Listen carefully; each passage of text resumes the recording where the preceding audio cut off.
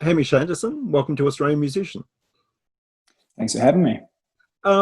Where have you been spending isolation and what plans did you have to put aside this year?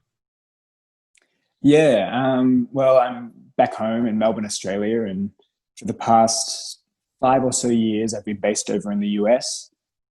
So I came back for Christmas and New Year's and a kind of holiday break, and then I got some shows here in January, so I at least got to do some actual shows opening for George Thorogood, which that was a nice start to the year. And then I was planning to head back to the States to, continue touring and hopefully doing some recording. And then right around the time I was about to head back, COVID started. So I've just been here staying with my folks in Melbourne. You had been doing well in the States, building on a fan base. What were some of the what you consider your achievements over the years that you've been there? I've been really lucky over there to just be surrounded by an amazing amount of musical talent and just lucky to kind of soak that up. So yeah, I got to open for BB King over there and Stephen Stills and Los Lobos and all these amazing musicians that are, just heroes of mine growing up. So that's been really amazing. And I got to meet Gary Clark Jr. over there, who I then got to kind of full circle open up for him here in Australia last year, which was great. And I made two records with a great producer called Jim Scott over in America, who's worked with everyone from Tom Petty to Tedeschi Trucks and all these people. So yeah, the main thing is just, there's so much amazing talent over there. I've been lucky to kind of just be around some of that, soak it up, and just each year build little by little. Social media is the new venue for musicians. It's the only real outlet to play at the moment, Mm. for the foreseeable future anyway. And one of the things I noticed that you got to be on John Lee Hooker's Facebook page. Yeah. The guy's been dead for years and he's still loading young blues Yeah, artists. How was that experience? exactly. It was great. I think it's funny. It's funny saying it out loud on John Lee Hooker's Facebook page, but yeah, I think it's really cool that I think his daughter is kind of his daughter and son are the main people involved in his estate, keeping it going. And I think it's really great. I wish more kind of those artists' estates would do that, because it's nice that they give a shot to, not only they've had people like George Thorogood on there and um, Ruthie Foster and all sorts of people, but they give a shot to kind of younger artists as well, like myself or Larkin Poe. They've had do it, and yeah, it's really cool that they have you on and you play a mixture of John Lee Hooker's music and your own music. And I played a lot of my songs that were kind of directly influenced by John Lee Hooker's music. So yeah, that was a definite highlight of the online gigging. And it was, yeah, it's strange. I'd never done any stream type stuff before this year, other than like when I'm actually playing live. Sometimes my manager will film us, but I'd never done the, sit here playing type stuff. So it definitely took a little bit to get used to, but now I'm enjoying it, because it's the closest thing, like you said, we can get to actually playing and feeling somewhat normal, I guess. Yeah. Last year you released Out of My Head, a great 11 Mhm. track album. Where did you record it and who did you record with? Yeah, I recorded it in LA in an area called Valencia, just outside of LA. And I got to work with an amazing producer, Jim Scott, who I worked with on my first album, Trouble. I recorded half of that album with Jim and the other half he mixed. So this time I knew I wanted to do it start to finish with Jim.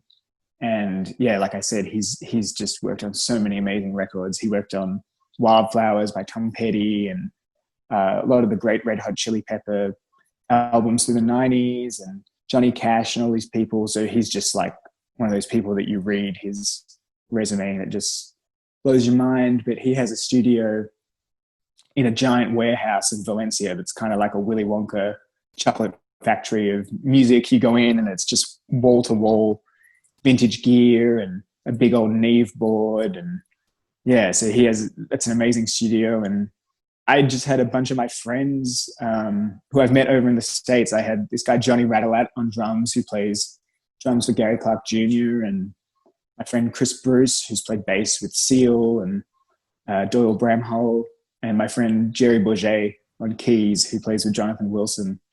And yeah, it was just the four of us basically. And we went in for about 5 days, I think, and cut 10 or 11 tracks in 5 days, and then had another week of overdubs. And it was all very much live on the floor, everyone playing together. A lot of the songs, the vocal takes were the live vocal takes. And yeah, it was very comfortable and enjoyable way to make a record. Let's talk about the guitars that you used on the album, and when you're performing now, what are your main guitars? Yeah, my main guitar is it's a replica, a reissue of a 52 Tele that I got as a graduation present when I finished school. And before that, I'd played Strats a lot. That was kind of through my teen years. It was very much the Stevie Ray, Eric Clapton type stuff. But I'd always wanted that blonde butterscotch Tele, like, you know, Keith Richards has and Jeff Buckley had. It was always just a dream. So got really lucky to get that. So that's been my main guitar now for definitely the past 6 years. And on the record, Jim, the great thing about being at Jim's studio is he has so many amazing guitars and instruments. So he has a Fender Jag that was like John Frusciante used that on Scar Tissue, and Jim's had it for years and years. And John Frusciante apparently wanted to buy it from Jim, and Jim said he'd like never sell it. Yeah, so that Fender Jag I used a lot. Jim has the 70s Les Paul, white cream Les Paul that looks kind of like the one Mick Ronson had, that I used that quite a bit. And then I used my acoustic a lot, which is just a Martin D28. And yeah, I used that on a lot of stuff. And mostly amp-wise, I used my Deluxe. We kind of just used that. And there was a lot more acoustic guitar on this record than my last record. And we kind of did this thing that I didn't know about, but Jim said, like, it's kind of how Pete Townsend would do acoustic guitars, is that we ran it through the amp and we would mic that, and you would also mic the acoustic by itself. So you could kind of blend the dirty sound of an acoustic and the clean sound of an acoustic. So that was kind of a cool little trick that we used a lot. Yeah. So what are your revised plans for 2020? Yeah, well, I have from basically last year was a really big tour year for me, from doing the Gary stuff in Australia, and then I did a bunch of stuff in the US and over in Europe. So I did a lot of shows last year, and we got lucky enough that we recorded a bunch of those shows, the whole of the Gary tour, a lot of the Europe dates. So I have kind of all these live tapes that I've been kind of shifting through in hopes of, I think this year it would be nice, because that stuff's all done. It just needs to be mixed and mastered to be able to put out like a proper nice live record, to kind of show how the music, you know, changes from the actual studio versions. And there's a lot more improvisation and extended solos and things on the live stuff. So I'm kind of working through that. And then I'm just working on new music to hopefully, you know, eventually sometime when we can leave the house, to maybe try and get in the studio somewhere and at least do like a single or, you know, A-side, B-side type thing. And yeah, just kind of more live stream stuff, and just kind of hoping for the best, and just, yeah, trying to stay busy, really. Right, Hamish Anderson, thanks for joining us. Yeah, thanks for having me.